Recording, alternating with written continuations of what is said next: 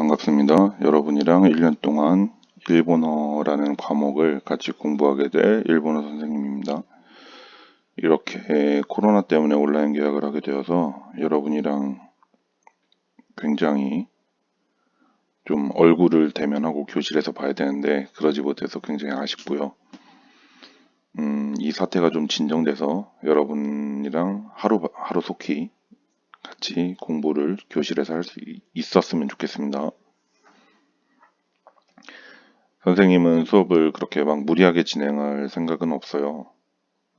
먼저 당부드리자면, 그래서 여러분이 그냥 막 열심히 눈에 불을 켜고 공부하는 것보다 그냥 요즘 유튜브 같은 거 보면 많이 나오는데 ASMR처럼 그냥 조용히 들으면서 생각을 좀 많이 해줬으면 좋겠습니다. 물론 그렇다고 공부를 아예 하지 말아달라고 하는 건 아니니까 일단은 한번 들으면서 선생님이 말하는 대로 선생님 수업 잘 따라오면 나중엔 좋은 결과 있을 거라고 생각을 합니다.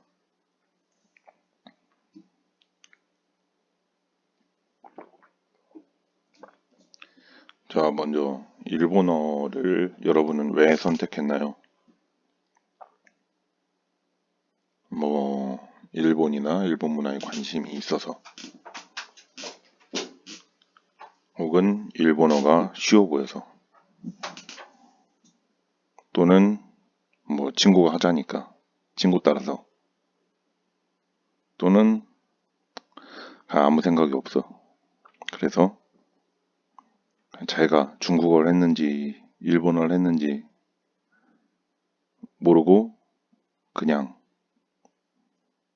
일본어 했다니까 선택했다니까 그냥 수강 신청을 한 친구들도 있을 거예요. 좋습니다. 선생님 같은 경우는 일본 문화나 어떤 일본 애니메이션, 영화, 게임 이런 거에 관심이 있는 친구들이 사실 수업하기는 더 좋아요. 왜 관심이 있으니까. 하지만 관심이 없어도 선생님이랑 같이 공부를 하다 보면 그래도 외국어로 간단하게 사람이랑 대화를 할 수 있을 정도가 되면 좋잖아요. 그래서 한번 들어보고 경험해보고 혹시나 여러분 중에 한 명이라도 나 일본어에 관심 하나도 없었는데 일본어에 관심이 생겼다. 한번 공부해보고 싶다라는 사람이 한 명이라도 나오면 선생님은 그걸로 만족을 합니다.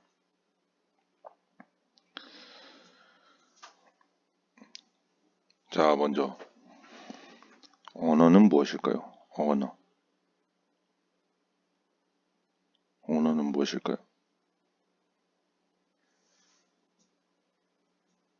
어떤 집단이 가지고 있는 의사소통의 도구의 하나라고 생각을 해요, 선생님은. 그래서 우리가 사용하는 한국어와 일본 사람이 사용하는 일본어, 그쵸? 근데 영어 같은 경우는 세계 공통어니까 어느 나라 국가의 사람도 어느 정도 영어는 한다. 이렇게 생각을 하지만 대부분 그렇습니다. 그럼 왜 외국어를 배워야 될까요? 배우는 이유. 외국 사람이랑 이야기하려고? 그쵸? 외국 사람이랑 외국어로 이야기를 해야 됩니다. 근데 그 나라 사람이 우리나라 말을 배울 수도 있잖아요. 그쵸? 그러면 사실 편하긴 한데 그렇지 않으니까 외국어를 배웁니다. 자, 봅시다. 여러분은 아마 대부분 초등학교 3학년 때, 4학년 때부터 아마 영어를 배우기 시작을 했을 거예요. 왜 영어를 그렇게 중요시하고 영어를 그렇게 공부를 많이 할까요? 영어 때문에 죽겠다고 하는 사람도 몇 명 있죠. 힘들어서. 왜 영어를 그렇게 열심히 공부를 해야 될까? 대학교에서 필요로 하니까. 그쵸? 대학 가는데 대부분 영어는 보죠. 좋습니다. 그럼 고등학교에서 배우는 영어는 대학 입시에 필요하니까. 그럼 대학교에 갑니다. 그럼 영어가 필요가 없어질까요? 뭐 안 그런 대학도 있겠지만 이름을 들으면 여러분이 알만한 대학교, 그런 대학교는 졸업할 때 토익 600점이 넘지 않으면 졸업을 안 시키는 대학교들이 있습니다. 너 토익 600 안 돼? 졸업 안 돼? 토익 600 맞아와. 이런 대학교가 있어요. 그럼 뭐 예를 들어 영어과나 뭐 영어 영문과, 영어 교육과 뭐 이런 과는 당연히 영어를 잘 해야겠지만 그런 과가 아닌데도 영어를 시킵니다. 왜? 왜 대학교에선 영어를 시킬까요? 대학교 졸업하면 어딜 가죠, 여러분이? 그쵸, 취업을 하죠. 좋습니다. 취업을 할 때 기업에선 뭘 보죠? 이상하게 영어를 봅니다. 얘 토익, 죄송합니다. 얘 토익 몇 점 맞았는지, 얘는 영어 공부를 얼마나 했는지, 그런 걸 물어봅니다. 그래서 대학교에서는 기업에 취업을 시키기 위해서 영어 공부를 시킵니다.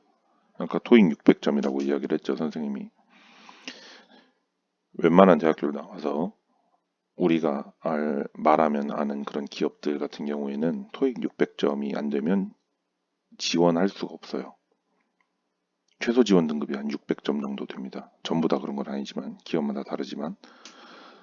그럼 어떻겠어요? 600점은 넘겨야 지원이라도 할 수 있으니까 600점을 맞추게 하는 겁니다. 대학교에서. 기업에 입사 지원을 했습니다. 근데 기업에서 전부 다 영어를 쓰나요?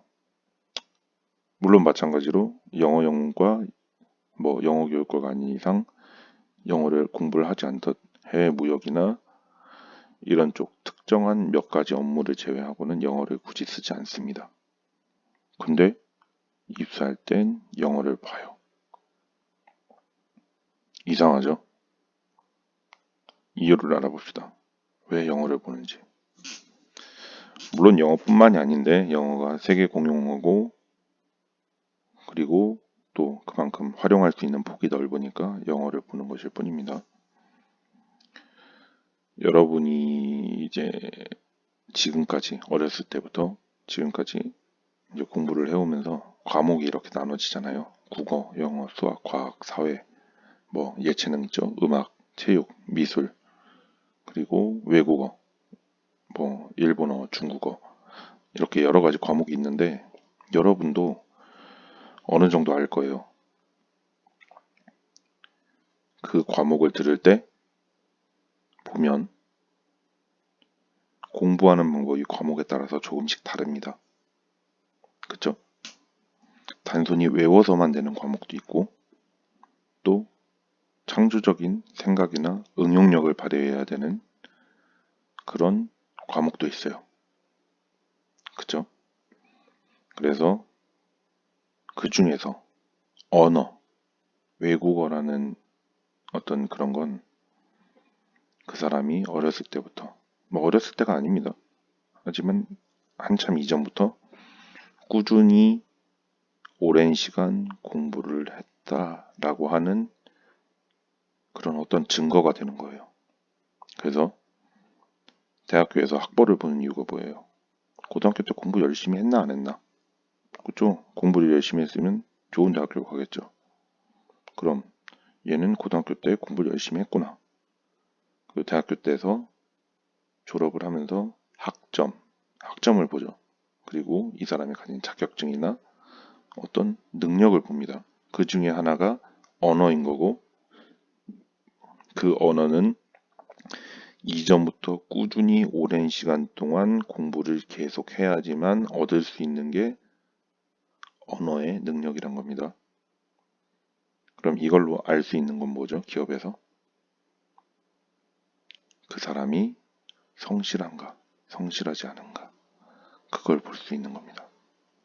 기업에선 최대한 성실한 사람을 채용하고 싶어 하기 때문에 이 사람을 다 뽑은 다음에 일을 시켜서 성실한지 안 한지를 매번 체크를 하는 것보다 그래도 외국어 하나를 할 수 있다는 거, 이 사람은 성실히 공부를 지금까지 해왔다는 어떤 증거가 되기 때문에 외국어를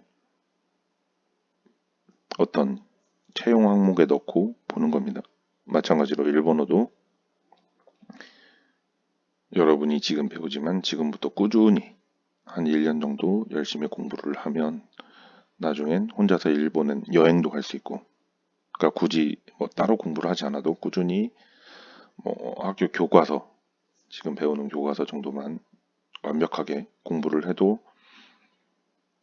사실 일본에 혼자 여행 가서 뭐 놀고 먹고 즐기는 데는 전혀 문제가 없을 정도의 그 정도 레벨이 되니까 여러분은 한번 잘 생각을 하시고 한번 선생님 믿고 한번 따라와 주셨으면 좋겠습니다.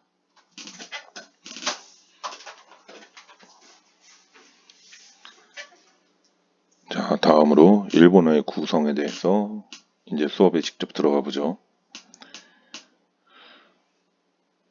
교과서 11페이지를 봅시다.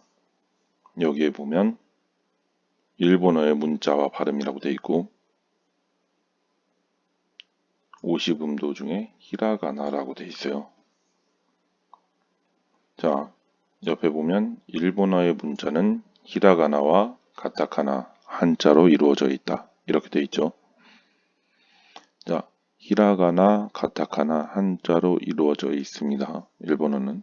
한국어는 한글로 구성되어 있고 영어는 알파벳으로 구성되어 있죠. 일본어는 히라가나, 가타카나, 한자로 구성되어 있습니다. 그럼 어때요? 무조건 이건 외워야겠죠. 알파벳을 모르는데 영어를 할 수 없고 한글을 모르는데 한국어를 할 수 없듯 일본어를 공부하는데 이건 필수입니다. 물론 한자는 나중에 나옵니다. 하지만 선생님이 중간중간 한자는 계속 나오게 할 거예요. 지금은 아니지만. 그렇기 때문에 히라가나는 여러분이 반드시 외워주셔야 됩니다. 아마 히라가나를 공부하면서 선생님은 일본어에 관심이 있는 친구와 없는 친구가 거의 다 떨어져 구분이 될 거라고 생각을 해요. 일본어를 공부하는데 3대 관문이 있습니다. 첫 번째는 히라가나, 두 번째는 동사, 그리고 세 번째는 한자. 아마 히라가나를 공부를 하지 않으면 일본어 수업을 진행하는데 이제 어려움이 많기 때문에 여러분이 히라가나는 공부를 해주고요. 자, 선생님이 분명히 이야기했지만 이렇게 따로 글로 쓰지 않고 선생님이 이렇게 말로 과제를 내주는 경우가 있습니다. 오늘 과제 나가니까 끝까지 들어주세요. 자, 히라가나 50음도라고 되어 있습니다. 50개의 음이 되어 있는 그림이에요. 자, 봅시다. 하나, 둘, 셋, 넷, 다섯. 하나, 둘, 셋, 넷, 다섯, 여섯, 일곱, 여덟, 아홉, 열. 그럼 50개죠.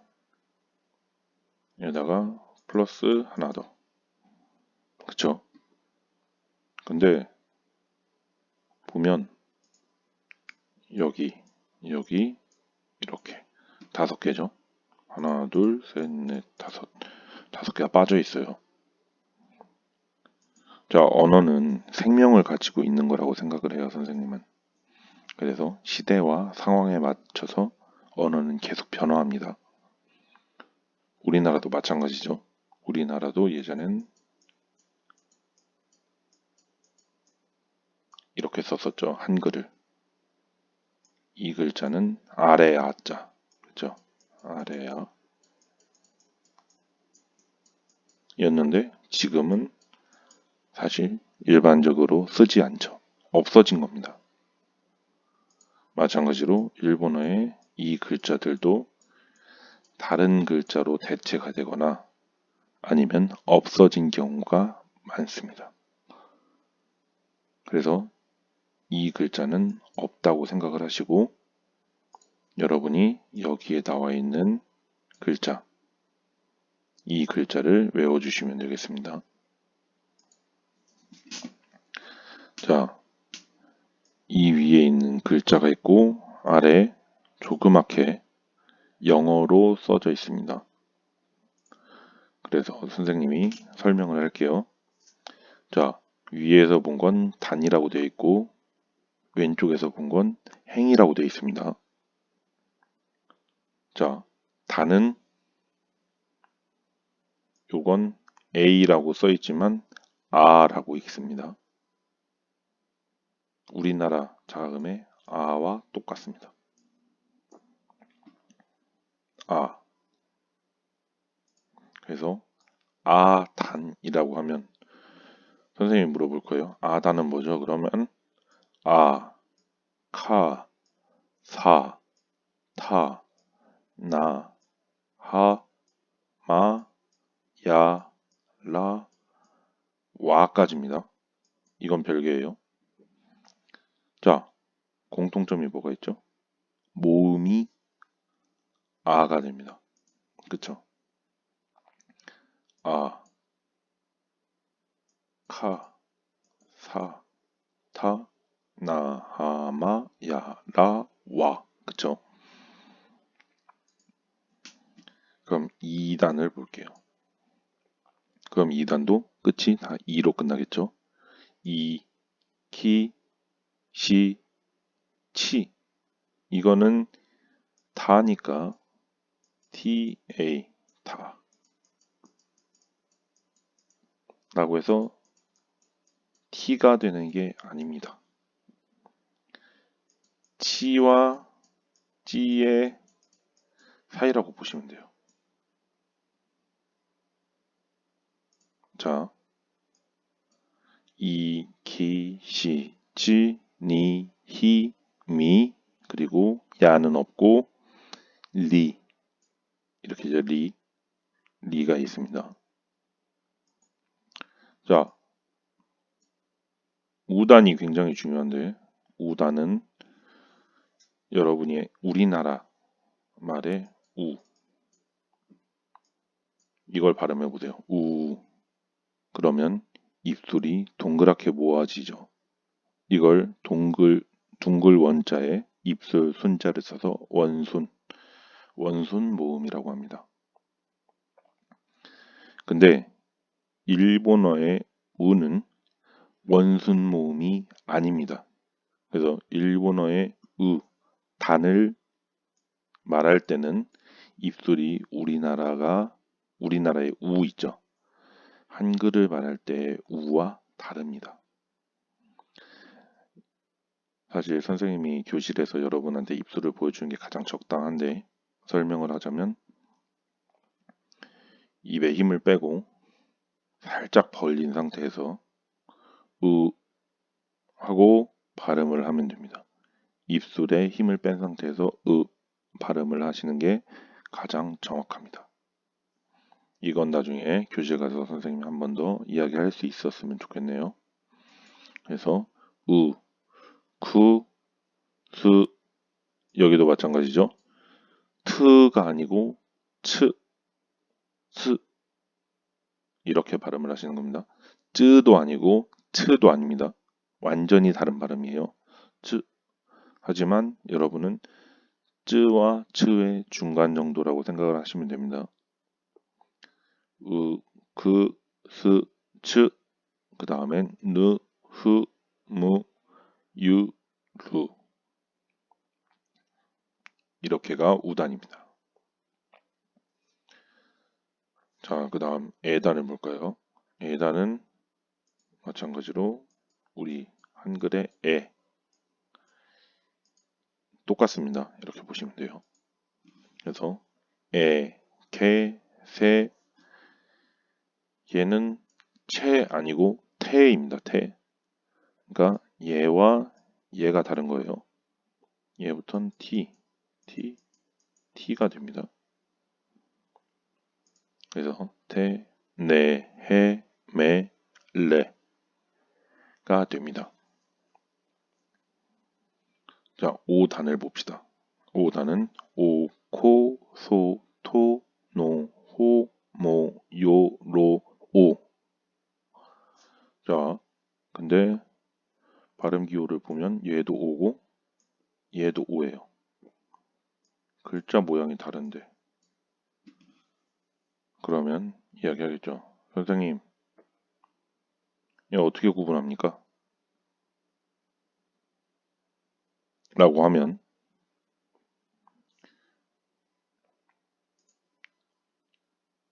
일반적으로 쓰이는 건 이거입니다. 이 오.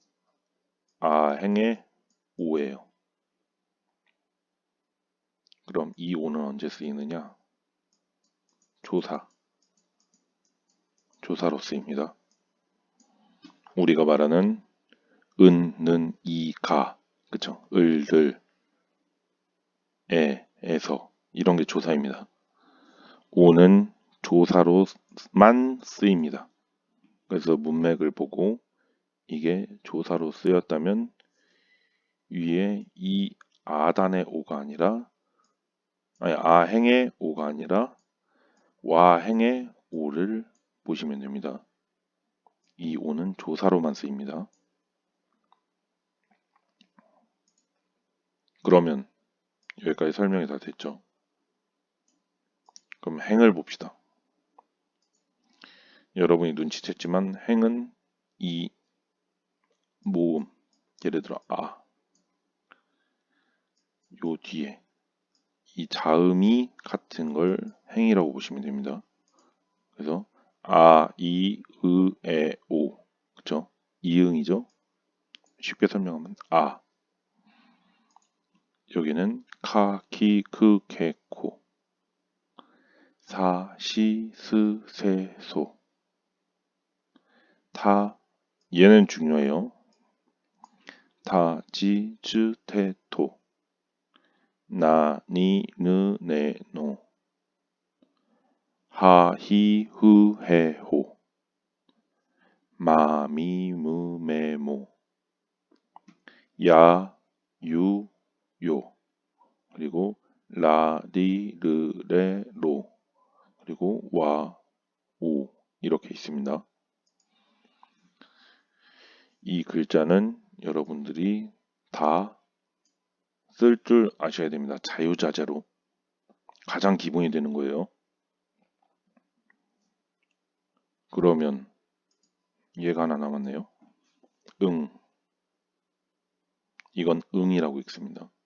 응이라고 읽고 우리나라의 초성, 중성, 종성의 받침이죠. 우리나라 한글의 받침에 해당하는 문자입니다.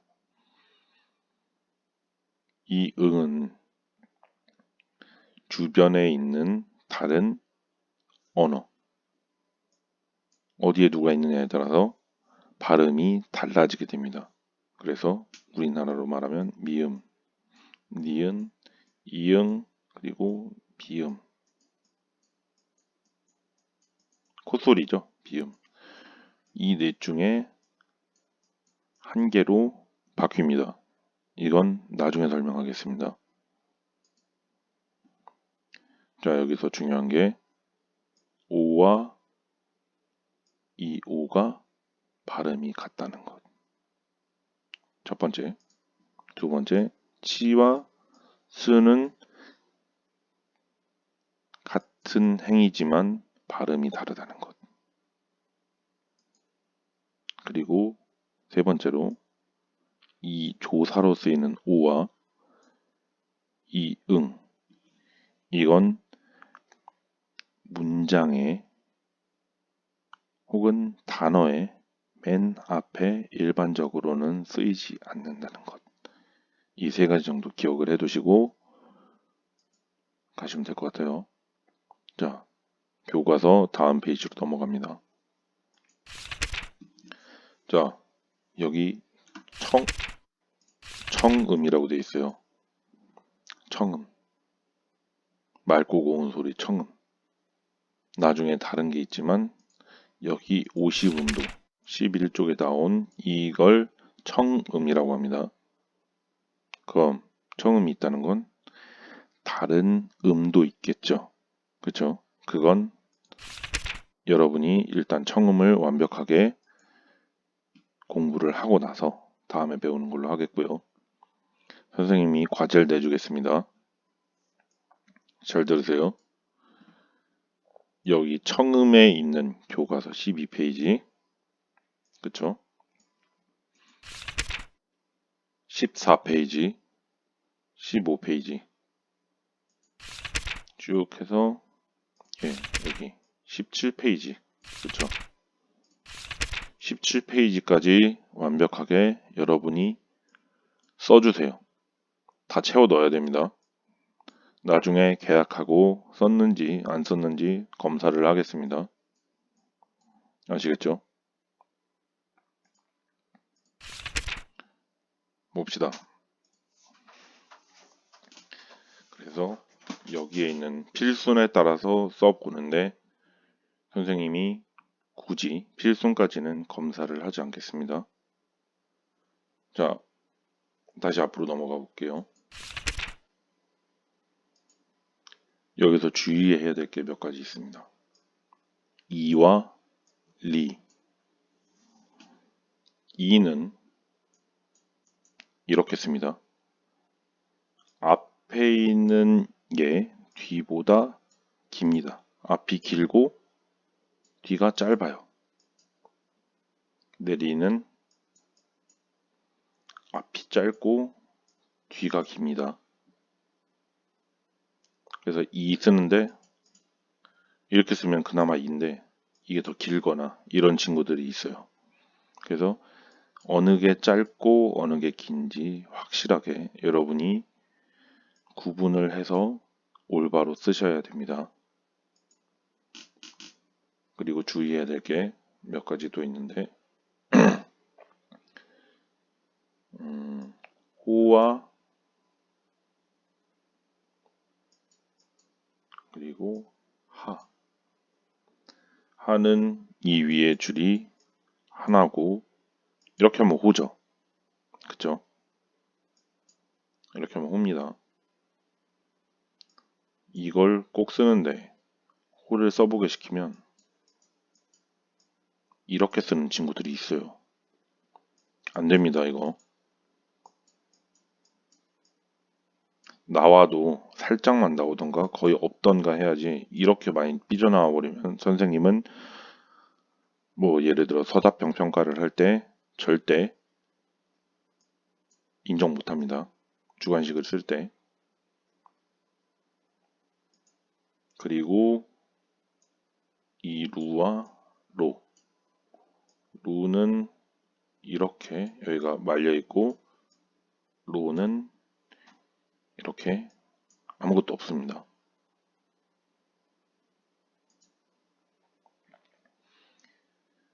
그리고 여러분이 좀 주의를 해야 될 게 와, 그리고 네, 그리고 레 이거죠. 말려 있으면 네, 안 말려 있고 밖으로 삐져나왔으면 레. 똑같아요. 그냥 안으로 이렇게 돼 있으면 와. 시험 문제 내기 참 좋죠. 여러분이 봐도 이런 게 있습니다. 그리고 여러분이 약간 주의해야 될 게 이 소 같은 경우는 이렇게 써 있어요. 그렇죠? 이렇게 써 있는데 소는 쓰는 방법이 두 가지입니다. 이렇게 써도 되고 이렇게 써도 됩니다. 만약에 선생님이 주관식 평가를 하면 둘 다 맞는다고 하겠습니다. 그래서 여러분은 뭐 어느 쪽이든 좋습니다. 그래서 이건 본 적이 없는데 이렇게 쓰는 건 본 적이 없는데 라고 생각을 할 수 있는데 이것도 소입니다. 외국어 같은 경우도 이제 폰트가 있죠. 폰트에 따라서 이런 소가 나오는 폰트가 있고 이런 소가 나오는 폰트가 있습니다. 그래서 여러분이 둘을 헷갈리지 말았으면 좋겠어요. 둘 다 소입니다. 자, 다 써주시고 자, 1번 사진을 보고 무엇을 뜻하는지 생각하며 히라가나를 써봅시다. 자, 이건 뭐죠? 아시라고 읽고 발입니다. 자, 두 번째는요. 카오라고 읽고 뭐죠? 애기? 아니죠. 얼굴을 카오라고 합니다. 자, 이에라고 하고 뭘까요? 그쵸? 이건 집입니다. 집. 집을 이에라고 해요. 그리고 이건 이스라고 하고 의자라고 합니다. 이건 의자예요. 그럼 의자는 이스. 그리고 여긴 세카이라고 쓰고 세카이, 세 개. 비슷하죠? 여기는 그림이 잘 안 나왔는데 이건 쿠코라고 하고 공항입니다. 자, 2번. 다음 낱말을 잘 듣고 관련 있는 그림과 연결하세요. 자, 스시. 이건 뭘까요? 그쵸, 스시. 여러분들 알죠? 초밥이죠. 에키. 에키는 역입니다. 역. 우리가 말하는 무슨 역. 서울역, 용산역, 이런 역을, 인천역, 이런 역을 에키라고 합니다. 기억해 주세요. 다음 15페이지. 사진을 보고 무엇을 뜻하는지 한번 생각을 해볼게요. 하나. 딱 봐도 알겠죠? 꽃입니다. 꽃. 꽃을 하나라고 합니다. 얘는 뭐죠? 네코. 고양이. 이누. 개. 자, 이건 뭘까요? 후네라고 읽고 배입니다. 배. 자, 세 글자가 나왔네요. 사카나. 사카나는 물고기를 뜻합니다. 생선 또는 물고기. 문제는 이 사카나가 물고기인 건 알겠는데, 그러면 이제 고등어는 뭐고, 그쵸? 사바 이런 식으로 해서 종류가 엄청 많겠죠. 이제 그걸 또 외우는 게 또 일입니다. 일본에서 살 때는 그냥 사카나는 물에 사는 우리가 말하는 물고기를 뜻한다고 생각을 하시면 돼요. 그리고 이건 읽어볼 수 있나요? 치카테츠. 치카테츠는 지하철을 그대로 읽은 겁니다. 그래서 치카테츠는 지하철. 치카테츠. 자, 잘 써주시고 2번 잘 듣고 빈칸에 알맞은 히라가나를 써봅시다. 한번 들려줄 테니까 여러분 한번 써보세요.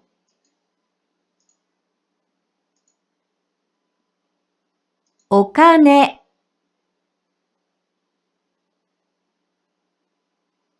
お金、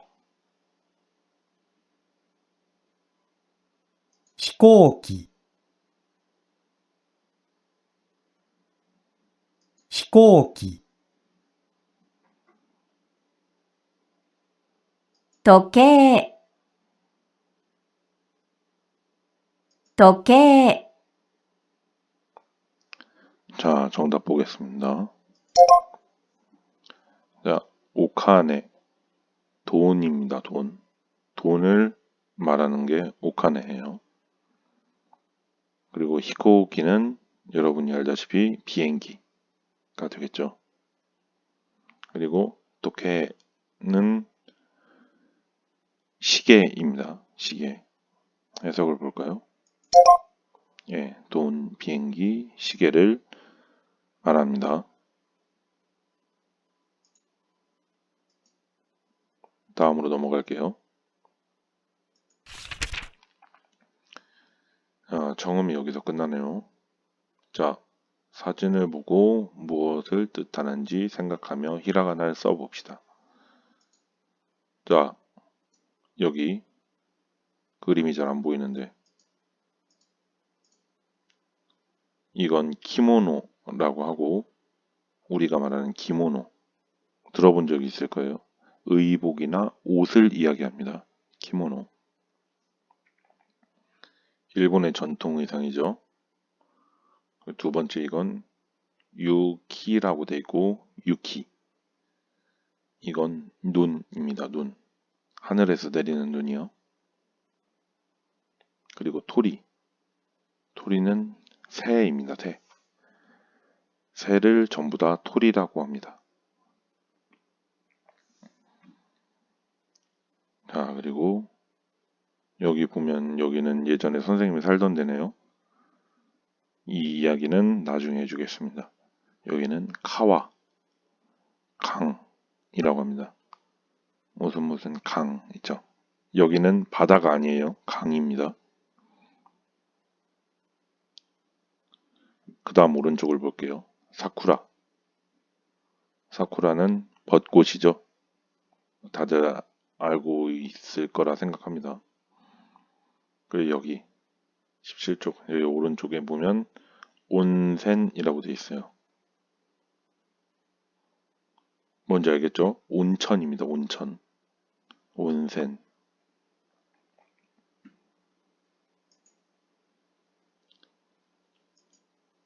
자, 2번. 반대의 뜻을 가진 낱말입니다. 잘 듣고 빈칸에 알맞은 히라가나를 써봅시다. 라고 되어 있습니다. 두 개를 보면 뭘까요? 여름, 겨울. 그쵸? 이게 벌써 나와야 되나 싶은데 이거는 이 공의 앞, 공이 고양이의 앞에 있죠. 이건 앞. 그리고 이건 고양이가 어때요? 중심이 될 때 공이 뒤에 있죠. 뒤입니다. 그래서 여름, 겨울, 앞, 뒤 이렇게 보시면 돼요. 자, 한번 들어봅시다. 夏、 冬、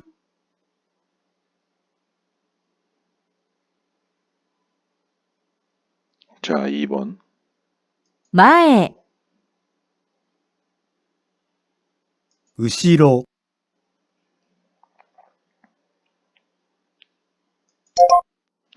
자, 맞게 썼는지 모르겠네요. 나츠, 후유, 마에, 우시로.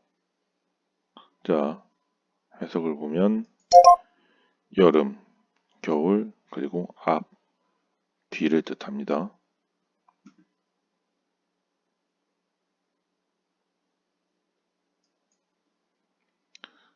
자, 이렇게 17페이지까지 끝났습니다. 그 다음도 있지만 여러분은 17페이지까지 반드시 과제입니다. 빈칸을 전부 다 채워 넣어주세요. 다 채워 넣어주세요. 이쪽 다. 동그라미 안 친데 여기 안 쳤다고 하지 말고 다 해주세요.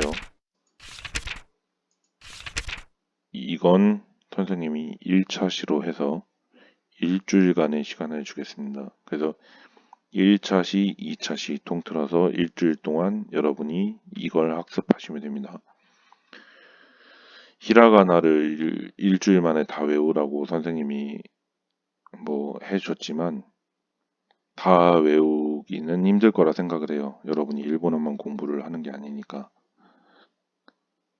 뭐 어찌됐든 선생님 생각에는 여러분이 일단 어느 정도 기본적으로는 알고 있고 히라가나는 여러분이 완벽하게 공부를 할 때까지 꾸준히 계속 하루에 뭐 10분이라도 좋습니다. 한 번씩만이라도 써보는 게 좋아요. 그래서 선생님은 노트를 준비해서 쓰라고 따로 공지를 할 겁니다. 노트 검사는 다음에 꼭 하겠습니다. 우리가 만나게 되면. 그래서 오늘은 일본어가 어떤 식으로 이루어져 있는지, 그리고 언어를 공부할 때 어떤 식으로 접근을 해야 되는지, 왜 필요한지, 그리고 히라가나에 대해서 알아봤습니다. 자, 그럼 다음 시간까지 히라가나 공부 열심히 해주시기 바랍니다. 들어주셔서 감사합니다.